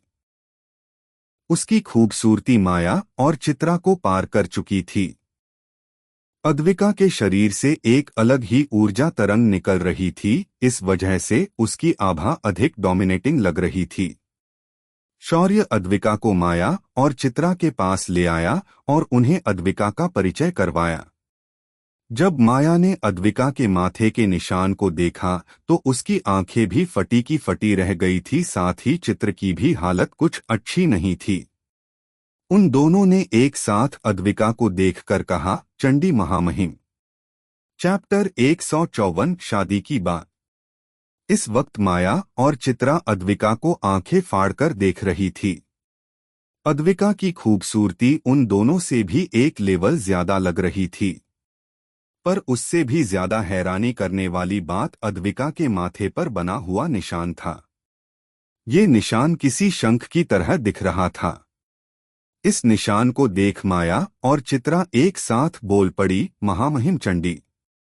ये सुनकर शौर्य और अद्विका उन दोनों को सवालिया नजरों से देखने लगे। इस बात को समझते हुए माया शौर्य से बोलती है, ये इस निशान की वजह से है। चंडी साधना सिर्फ मां पार्वती ने की थी, जिस वजह से उन्हें महामहिम चंडी कहा जाता था। इसी वजह से उन्हें कालिका माता भी कहा जाता है। ये निशान चंडी साधना के पहले पड़ाव को पार करने वाले साधक को मिलता है और इस साधना को सिर्फ कुछ ही लोग कर पाए हैं और उनमें से कोई भी इस साधना को करते हुए साफ नहीं हो पाया। ये पहली लड़की है जिसने इसे पूर्णतः जागृत कर दिया है। ये सब नियत का खेल है। स्वामी, लगता है आपको आपकी असली अर्धांगिनी मिल चुकी है। जब माया ने इसे एक्सप्लेन किया सभी ने राहत की सांस ली, लेकिन तभी शौर्य बोला, मैंने इसे इशिका को भी सिखाया है, अब क्या करे। ये सुनकर माया मुस्कुराई और बोली, ये साधना सामान्य साधना तकनीक की तरह भी काम करती है, तुम इस बात की चिंता मत करो। इशिका को कोई तकलीफ नहीं होगी, बस उसकी साधना की स्पीड थोड़ी अद्विका से कम होगी। इसे सुनकर शौर्य ने चैन की सांस ली। तभी अद्विका ने शौर्य को कोहनी मारी और बोली, ये दोनों लड़कियां कौन है और मैं यहाँ बाकी भी लड़कियों को क्यों देख पा रही हूँ, मुझे सच सच बताओ। अद्विका की ये बात सुनकर शौर्य मन ही मन खुश हुआ। वह देख सकता था कि उसकी आवाज में गुस्सा छुपा हुआ था, पर बिना उसे ज्यादा परेशान किए उसने उसे उस रात की घटना बताई जो हरियाणा में आतंकवादी बेस कैंप पर हुई थी। उसके बाद शौर्य ने बाकी सारी चीजों के बारे में बताया। साथ ही उसने माया और चित्रांगदा की असली पहचान भी उसे बता दी। कुछ देर तक शौर्य की बात सुनने के बाद अद्विका का गुस्सा गायब हो चुका था और अब वह ब्लश कर रही थी। शौर्य धीरे से उसके पास गया और उसकी कमर में हाथ डालकर उसे पास खींच लिया। वह आगे कुछ करता उससे पहले माया उसे बोली, स्वामी हम अब यहाँ से निकलते हैं, हमें और भी बातें देखनी है। शौर्य को माया के आवाज में थोड़ा हल्का रूखापन महसूस हुआ। ऐसा पहली बार हुआ था, मानो माया शौर्य से नाराज हो गई हो। पर इस वक्त अद्विका के होते शौर्य इस वक्त माया के पीछे नहीं जा सकता था। शौर्य ने माया और चित्रा के वहां से जाते ही अद्विका को और ज्यादा अपने पास खींच लिया। उसके ऐसा करते ही अद्विका एकदम से उसकी बाहों में सिमट गई थी। शौर्य ने धीरे से उसके लाल रसभरी ओंठों पर पाने ओंठ रख दिए और उसे एक जोरदार किस कर दिया। अद्विका शौर्य के इसी डोमिनेटिंग अंदाज से सबसे अधिक इम्प्रेस हो गई थी। उसे हमेशा ऐसा लड़का पसंद था जो उसे हर सके और अपनी बात उससे मनवा सके। शौर्य में ये दोनों बातें थी, इसीलिए उसने आखिर शौर्य की शादी का प्रपोजल एक्सेप्ट कर लिया था। शौर्य ने अपने हाथ में वही रेड जेड की अंगूठी निकाली और अद्विका के हाथ में पहना दी। अद्विका उस अंगूठी को देखकर बहुत खुश हो गई। उसने कसकर शौर्य को गले लगाया और फिर वहां से दौड़कर चली गई। शौर्य भी उसके जाती हुई आकृति को देखकर मुस्कुरा रहा था। उसके मन में लड्डू फूट रहे थे। वह जल्द से जल्द अद्विका से शादी करना चाहता था ताकि वह उसके साथ समरलोक के सफर पर निकल जाए। शौर्य थोड़ी देर बाद वहां से महल में वापस पहुंच गया। उसने अपने परिवार के लोगों को देखकर थोड़ा हिचकिचाते हुए कहा, वो बड़े दादाजी मैं आपसे कुछ कहना चाहता था। ये सुनकर बड़े दादाजी थोड़ा सोचकर बोले, शौर्य क्या हुआ, बोलो, ऐसे शर्मा क्यों रहे हो। ये सुनकर तभी वही बैठा अधीर बोला, हरकते तो ऐसी कर रहे हो जैसे शादी की बात करने आए हो। ये सुनकर शौर्य ने अधीर को देखा और फिर उसको कसकर गले लगाया और बोला, बड़े भैया आपने तो मेरे मन की बात छीन ली। अब जब आप मेरे साथ हो तो ये बात अब आप ही बता दो। मुझे थोड़ी शर्म आ रही है। ये सुनकर अब अधीर सबकी ओर ऐसे देख रहा था मानो कह रहा हो, हमेशा मैं ही क्यों इनकी चालाकियों में फंस जाता हूँ। अधीर ने एक गहरी सांस ली और शौर्य को देखते हुए बोला, कौन सी लड़की तुमने चुनी है, ये भी बता दो ताकि मैं बात कर सकूं। ये सुनकर शौर्य ने उसके कान में धीरे से अद्विका का नाम बता दिया।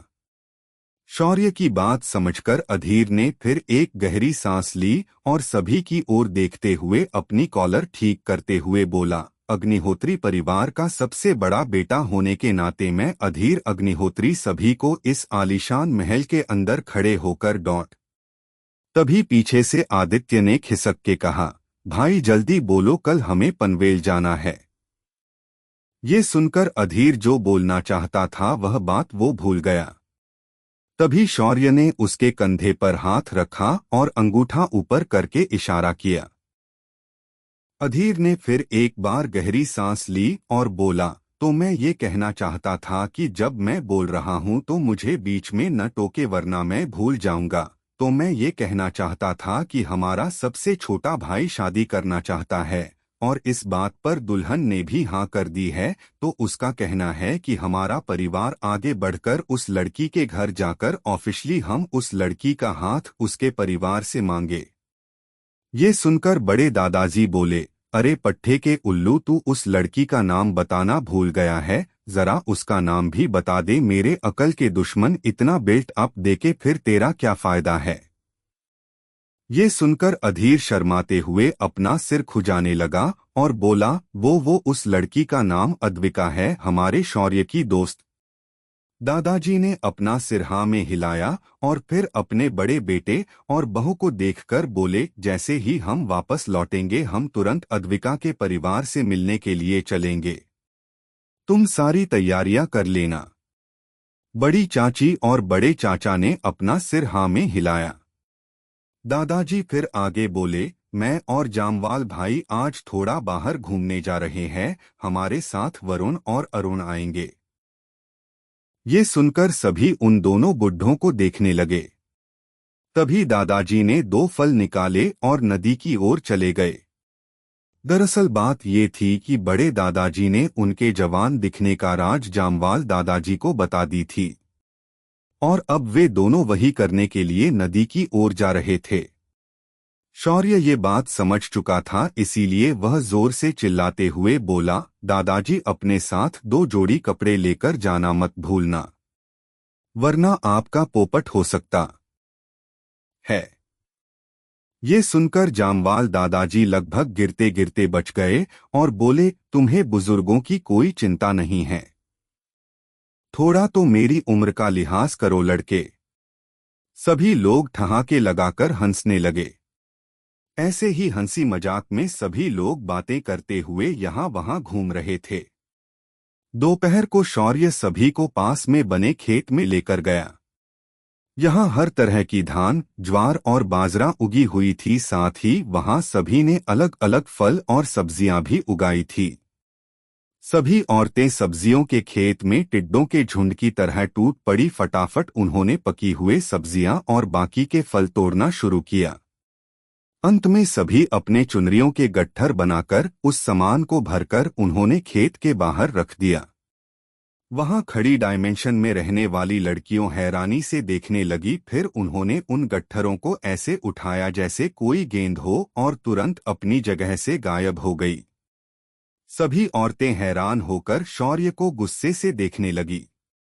ये देखकर शौर्य ने उन्हें कहा, ये सारी लड़कियां साधक है और आम इंसान से बहुत ज्यादा ताकतवर भी हैं। उनकी ताकत को देखकर आपको ज्यादा जलने की जरूरत नहीं है। अगर आप भी साधना करना चाहते हैं तो फिर आपको भी साधना करनी होगी। ये सुनकर औरतों की आंखें चमक उठी और विराज की मां अपनी चूड़ियां सरकते हुए बोली, मुझे भी ऐसी ताकत चाहिए, मैं तुम्हारे चाचा को कभी हरा नहीं पाती। अगर मुझे इतनी ताकत मिल जाए तो मैं तुम्हारे चाचा को उंगली पर नचाऊंगी। ये सुनकर विराज के पापा तुरंत शौर्य के पीछे आए और बोले, देखो शौर्य, अगर तुमने इसे कुछ सिखा तो मुझे भी ये सीखना पड़ेगा, वरना अब तक सिर्फ वह हाथ से पीट रही थी, अब कहीं सिर्फ अपनी उंगली से न पीट दे। ये सुनकर सभी हंसने लगे। सभी लोग विराज के पिता की टांग खींच रहे थे। तभी दूसरे नंबर की चाची, जो कभी कभार बात करती थी, वह धीरे से बोली, शौर्य, मुझे भी ये साधना सीखनी है। अगर मैं ये सीख जाती हूँ तो मैं भी अपने काम अच्छे से कर पाऊंगी और तुम्हारे चाचा को थोड़ी अकल सिखा सकूं। ये सुनकर दूसरे नंबर के चाचा भी उसे आंखें फाड़कर देखने लगे थे। उन्होंने तुरंत कहा, बीवी, मुझे पता है कि तुम क्या सोच रही हो, पर मैं तुम्हारी कसम खाकर कहता हूँ मोनिका सिर्फ मेरी सेक्रेटरी है, हमारे बीच बाकी कुछ भी नहीं है। मैं तुम्हारे साधना के खिलाफ नहीं हूँ, पर तुम उसका गलत इस्तेमाल करके मुझ जैसे कमजोर पर उसका उपयोग नहीं कर सकती। ये सुनकर शौर्य ने फिर एक बार अपनी चाची को देखा और कुछ सोचते हुए बोला, चाची आप ज्यादा सोच रही हैं, बेचारे चाचा को देखो, वे पहले ही डर गए हैं। मेरी भी सेक्रेटरी है, लेकिन हमारे बीच ऐसा कुछ नहीं है। आप तो कशिश और सिमरन को भी जानती है। क्या आपको लगता है कि हम काम के अलावा कोई बात करते होंगे? शौर्य की इस बात पर चाची ने सिर हाँ में हिलाया और फिर एक बार बोली, मैं मानती हूँ कि तुम ठीक कह रहे हो, पर तुम्हारे चाचा की हरकतें बड़ी अजीब है, वो हर औरत को घूर कर देखते हैं। इसीलिए मैं साधना करना सीखना चाहती हूँ।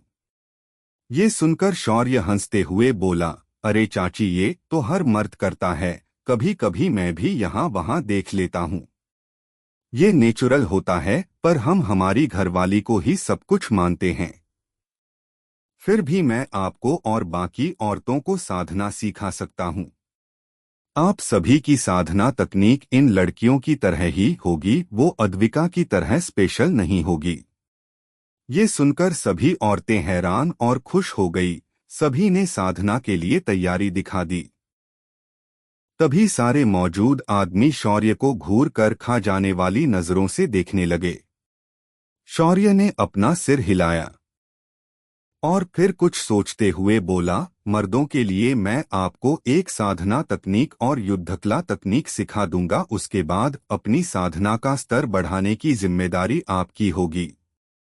इतना कहकर शौर्य ने अपना हाथ हिलाया और सभी के मस्तिष्क में साधना तकनीक और युद्धकला की जानकारी ट्रांसफर कर दी। सभी लोगों को जब साधना तकनीक मिली तो सारे आदमी वहां से भाग खड़े हो गए और दूर जाकर नदी के किनारे को पकड़कर साधना करने के लिए बैठ गए। इधर माया ने भी सभी औरतों को कॉमन साधना और युद्धकला तकनीक ट्रांसफर कर दी। सभी औरतें भी वहां से साधना करने चली गई।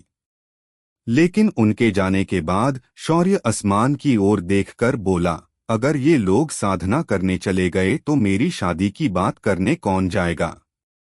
उसकी बात सुनकर पीछे खड़ी अद्विका ने उसे पीछे से जोरदार लात जड़ दी।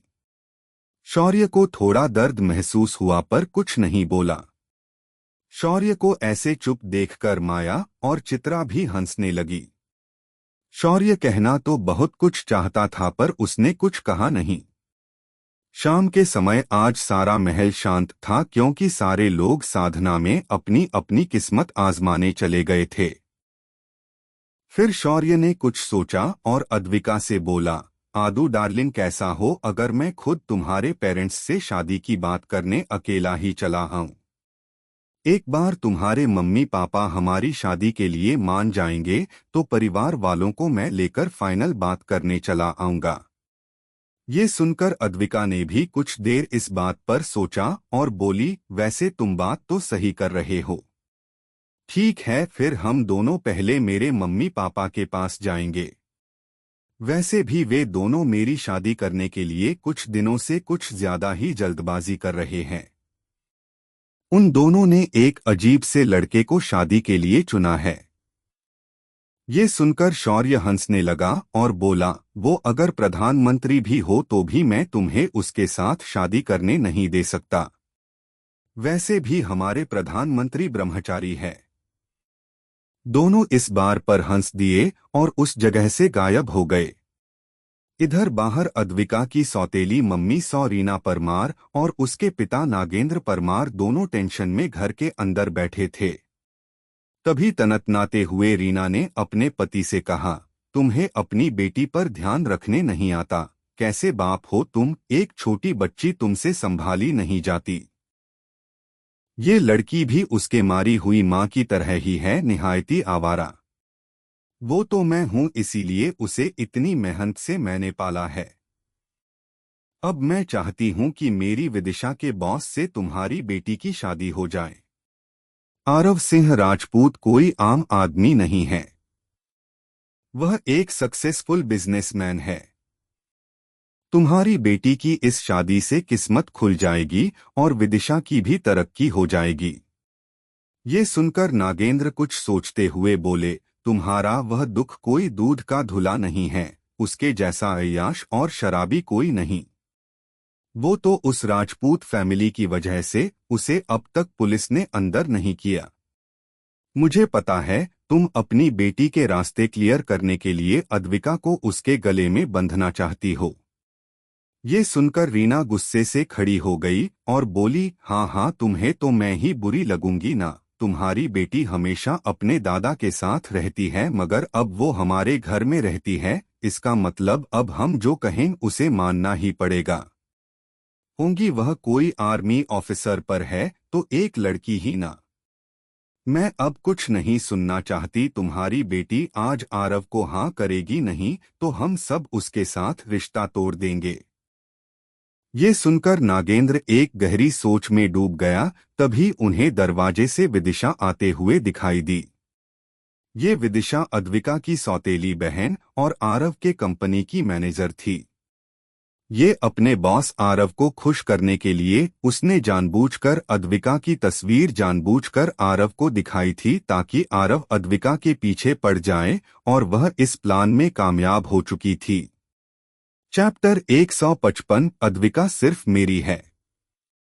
अद्विका और शौर्य अद्विका के माता पिता से शादी की बात करने के लिए जाने वाले थे, पर दूसरी तरफ अद्विका की सौतेली माँ और बहन उसके लिए कुछ अजीब ही बात अरेंज करके बैठे थे।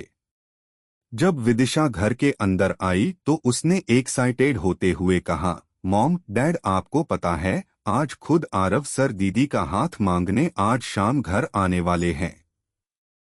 क्या दीदी वापस आ चुकी है? ये सुनकर रीना खुश हुई और बोली, ये तो बहुत अच्छी बात है विदिशा, पर तुम्हारी वह पागल बहन कल ही कहीं और चली गई है, वह अभी तक वापस नहीं लौटी है। मेरा तो सिर चकराए जा रहा है। कहाँ मर गई ये? अब तो आरव भी रिश्ते के लिए यहाँ आज शाम आने वाला है। आने दो उस लड़की को, उसकी अच्छे से खबर लेती हूँ। इतना कहकर रीना अपने कमरे में चली गई। नागेंद्र ने भी रीना की इस हरकत पर गहरी सांस ली और अपनी किताब उठाकर उसे पढ़ने लगे। इधर शौर्य और अद्विका दोनों अपने विला पर वापस आ चुके थे।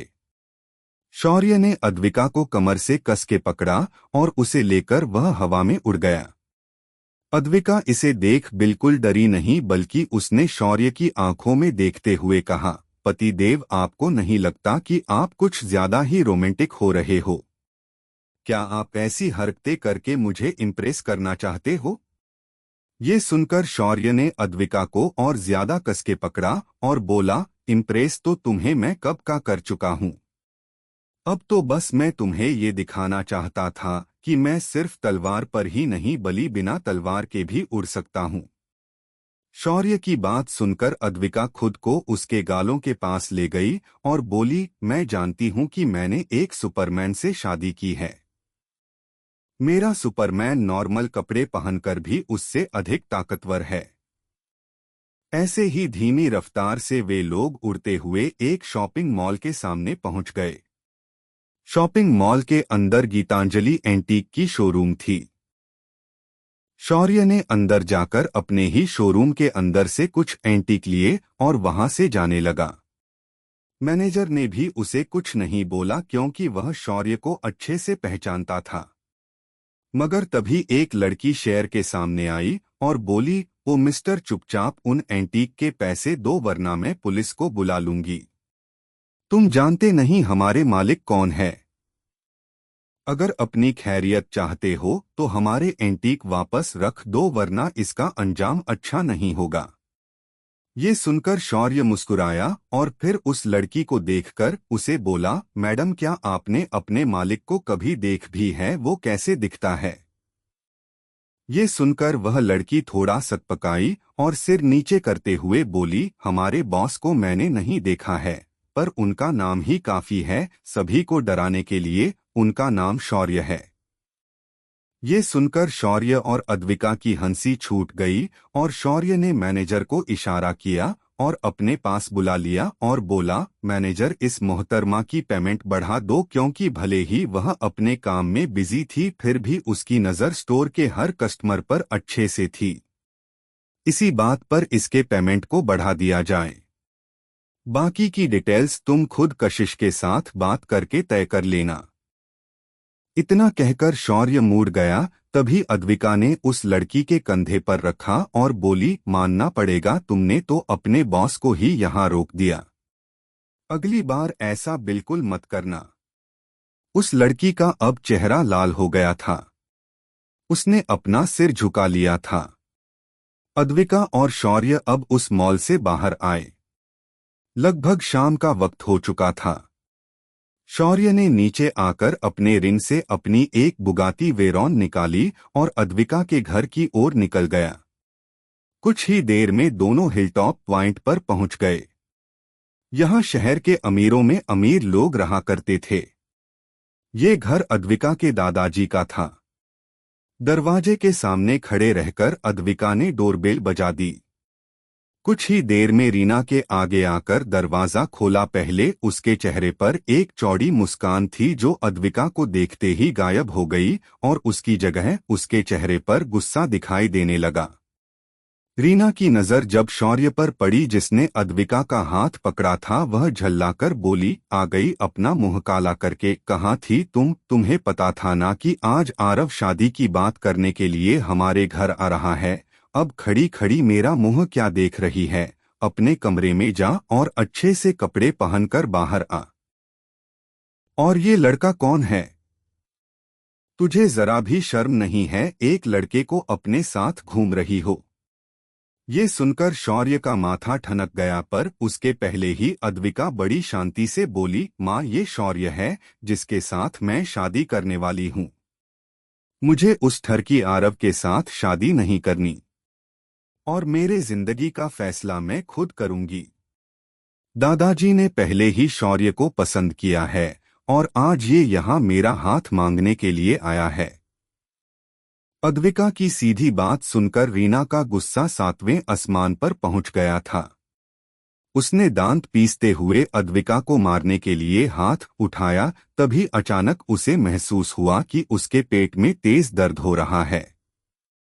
जब उसने नीचे देखा तो अद्विका और शौर्य का पंच उसके पेट पर लग चुका था। दर्द इतना भयानक था कि वह चिंख पड़ी। तभी बड़े ठंडेपन से अद्विका ने कहा, इतनी ज्यादा चपड़ चपड़ क्यों करती है? अगर मैंने तेरे मुंह से एक और बात सुनी तो मैं तुम्हारी पूरी जान निकाल दूंगी। अब रास्ते से हट जा और मेरे होने वाले पति के लिए चाय पानी लेकर आ। मैंने तुझे माँ क्या कह दिया? तू तो मेरी सच में माँ बनने की कोशिश कर रही है।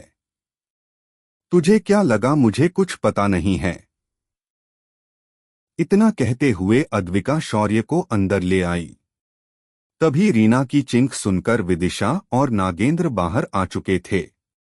जब उन्होंने अद्विका की बात सुनी तो वे वहीं उसी जगह रुक गए। उन्होंने आगे आने की हिम्मत भी नहीं की। तभी विदिशा गुस्से से अद्विका को मारने आगे बढ़ी, लेकिन अद्विका अब साधक थी और विदिशा पहले भी उसे हर नहीं पाती थी, पर अब तो उसके लिए उसे हराना नामुमकिन था।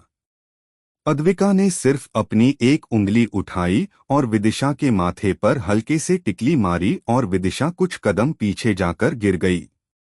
अद्विका ने फिर उसे नजरअंदाज किया और अपने पिता से बोली, पापा, इनसे मिलिए, ये ब्रिगेडियर जनरल शौर्य है। बाकी बातें आपको इनके बारे पता ही होंगी। शौर्य को जब नागेंद्र ने देखा तो वह इतना डर गया कि उसके गले से आवाज निकलना बंद हो चुकी थी। उसे अभी भी वही डरावने मीडिया फुटेज मिश्रा परिवार की न्यूज में दिखाई गई थी, वह उसकी आंखों के सामने दिखने लगी।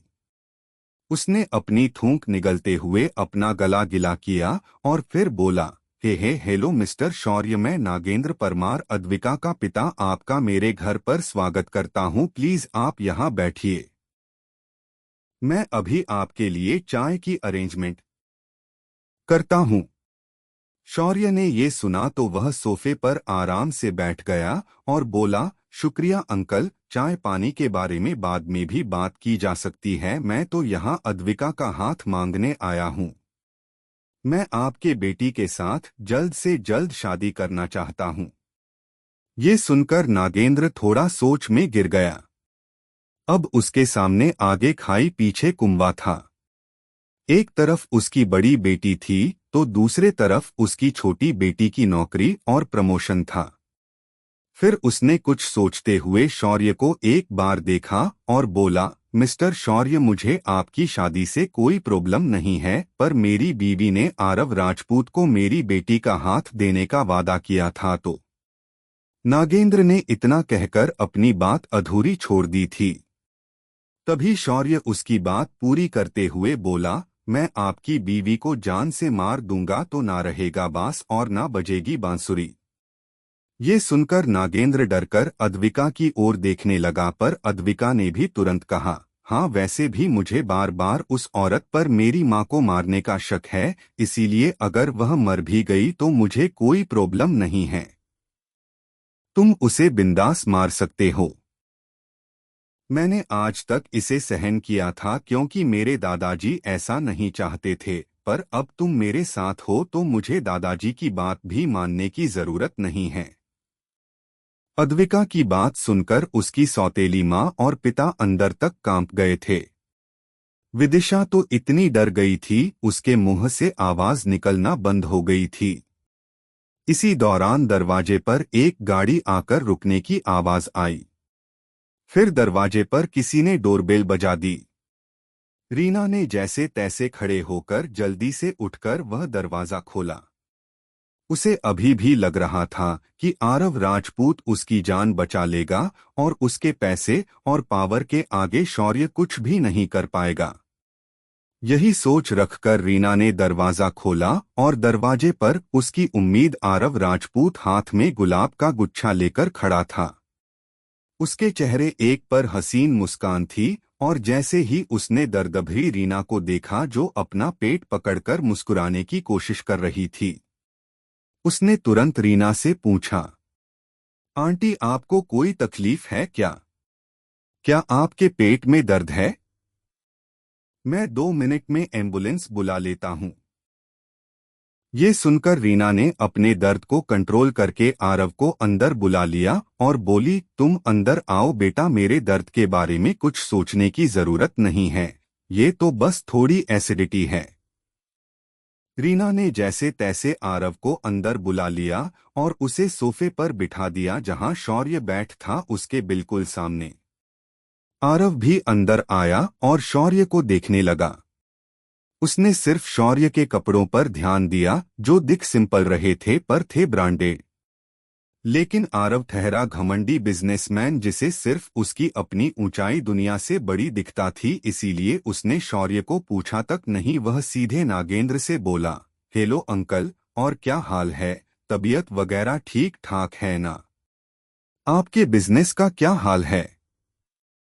नागेंद्र डरते हुए बोला, आओ आओ बेटा, मेरा सब ठीक है, वैसे आपके पापा कैसे हैं? नागेंद्र के सवाल पर आरव मुस्कुराते हुए बोला, पापा तो एकदम मजे में हैं। बिजनेस में पहले जो परेशान थी वो भी अब मिटने वाली है। हम गीतांजलि कॉरपोरेट के साथ एक नया बिजनेस प्रपोज करने वाले हैं। ये भी बिल्कुल वैसा ही आर्टिफिशियल टाउनशिप का प्रोजेक्ट है। अगर हमारी बात कशिश मैडम से हो जाती है तो हम हमारा ये नया प्रोजेक्ट डोंबिवली जैसे थोड़े पिछड़े इलाके में शुरू करना चाहेंगे। आरव की बात सुनकर शौर्य ने अपनी एक भौं ऊपर उठा ली पर कुछ नहीं बोला। वो देखना चाहता था कि असल में इस आरव का कैरेक्टर कैसा है। अगर इस बंदे में खोट हुई तो शौर्य इसका सपना चूर चूर कर देगा। इतनी देर से आरव सिर्फ नागेंद्र के साथ बात किए जा रहा था। उसने एक बार शौर्य की ओर देखा तक नहीं था। तभी विदिशा हड़बड़ाते हुए आरव के पास आई और बोली, आरव सर, ये मेरी दीदी है अद्विका, मैंने आपको इन्हीं के बारे में बताया था। ये सुनकर आरव की आंखों में चमक आ गई और उसने बड़ी उत्सुकता से अद्विका को देखा, पर तभी अद्विका ने अपना हाथ शौर्य की बाहों में डाला और बोली, माफ करना आरव, बट मैं आपके साथ कोई रिश्ता नहीं जोड़ सकती, तो कोई झूठी उम्मीद मत पालना क्योंकि ये मेरे होने वाले पति हैं। इनका नाम अद्विका शौर्य का इंट्रोडक्शन देने वाली ही थी कि आरव ने अपना हाथ आगे बढ़ाकर उसे रुकने का इशारा किया और बोला, देखो मिस अद्विका, मुझे तुम बहुत पसंद हो और जो चीज आरव राजपूत को पसंद आ जाए वो उसे पाकर ही रहता है। मेरे पास सब कुछ है जो तुम्हें खुश रहने के लिए चाहिए, तो बेहतर होगा कि तुम इस फटीचर को छोड़कर मेरे साथ शादी कर लो, वरना इसका अंजाम तुम्हारी बहन को भुगतना पड़ सकता है। तभी विदिशा भी आगे आकर अद्विका से कहती है, देखो दी, अगर आपकी वजह से मेरी जॉब पर कोई संकट आए तो मैं आपको बिल्कुल माफ नहीं करूंगी, इसीलिए बेहतर होगा कि तुम इस ऑफर को मान लो। अद्विका इसके जवाब में कुछ कहना चाहती थी, पर तभी रीना आगे आकर बोली, अद्विका देखो, हमने तुम्हें हर वो चीज करने की आजादी दी है जो तुम चाहती थी, तो अब चुपचाप हमारी बात मान लो और आरव से शादी कर लो। तुम्हारा ये आशिक आरव के पैरों की धूल के बराबर भी नहीं है। उनकी ऐसी इमोशनल बातें सुनकर अद्विका थोड़ा घबरा गई, पर तभी शौर्य ने उसका हाथ धीरे से दबाया। शौर्य का सपोर्ट मिलते ही अद्विका ने कहा, ओह, तो तुम दोनों को लगता है कि अगर मैं इसके साथ शादी करूंगी तो विदिशा की नौकरी बच जाएगी और मेरी वजह से ये आदमी विदिशा को प्रमोशन दे देगा, पर मैं पूछना चाहूंगी कि इसके बदले मुझे क्या मिल रहा है। ये सुनकर रीना तुरंत बोली, तुम्हें इसके बदले रानी जैसा जीवन मिलेगा, और क्या चाहिए तुम्हें।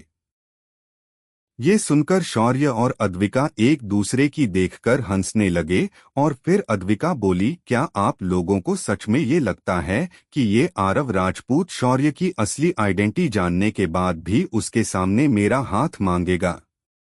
ये सुनकर आरव को थोड़ी हैरानी हुई और वह बोला, मेरा राजपूत परिवार राजस्थान के रॉयल फैमिली से आता है, हमारे सामने क्या इसकी औकात है कुछ बोलने की।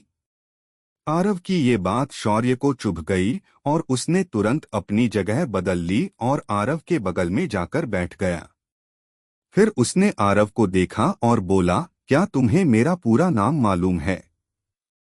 इस बात पर आरव और भी ज्यादा गुस्सा हुआ और बोला, तुम जैसे फैट्स लोगों का नाम जानकर मैं क्या करने वाला हूं। तुम्हें देखकर ऐसा लगता है कि तुम होगे कोई किसी सड़क छाप परिवार से। ये सुनकर शौर्य मुस्कुराया और बोला, सुन बे ओ झाड़ की पत्ती, मेरा नाम शौर्य अग्निहोत्री है। मैं संगल के रॉयल फैमिली अग्निहोत्री परिवार से आता हूँ। ये थी मेरे परिवार की ताकत जो तेरे परिवार से भी ज्यादा ऊपर है। दूसरी बात, मैं वही हूँ जिसके कंपनी के साथ तुम काम करने का सिर्फ सपना देखते हो, यानी गीतांजलि कॉरपोरेशन का मालिक, और साथ ही मैं आर्मी में ब्रिगेडियर जनरल हूं जिसके आसपास भी तुम मुझे नजर नहीं आते। तो बताओ, क्या तुम फिर भी मेरी बीवी को मुझसे छीनना चाहेगे। तभी नागेंद्र, जो इतने देर से चुप थे, वे बोले, ये वही शौर्य है जिसने बाहुबली मिश्रा का परिवार एक ही दिन में साफ कर दिया था। नागेंद्र की बात आरव के ताबूत में आखिरी कील की तरह थी और आरव सोफे से नीचे शौर्य की ओर मुंह कर घुटने पर बैठ गया। ये सीन देखकर विदिशा और रीना ने अपनी उंगली चबा ली। शौर्य ने जब आरव की हरकत देखी और बोला, आरव सिंह राजपूत, तुम्हें पता है, भगवान ने तुम्हें ये आंखें सिर्फ लड़कियों को देखने के लिए नहीं दी है, बल्कि सामने वाले इंसान को देखकर पहचानने के लिए दी है। तो ये बात अपने दिमाग में फिट कर देना कि अद्विका सिर्फ मेरी है और मेरी ही रहेगी, और अगर तुमने अद्विका के बारे में फिर कभी सोचा तो मैं तुम्हारा नामो निशान मिटा दूंगा। ये सुनकर आरव के हाथ पैर ठंडे पड़ गए, लेकिन उसके मुंह से कोई आवाज नहीं निकली। वो कोई दूध पिता बच्चा नहीं था। उसे अच्छे से पता था कि उसके पीछे सिर्फ उसका परिवार है, पर ये शौर्य अकेला ही 100 परिवारों को जिंदा निगल सकता है। ऊपर से इसका परिवार भी कोई साधारण परिवार नहीं है। उसने अपने हाथ जोड़े और रेंगते हुए वहां से बाहर निकल गया।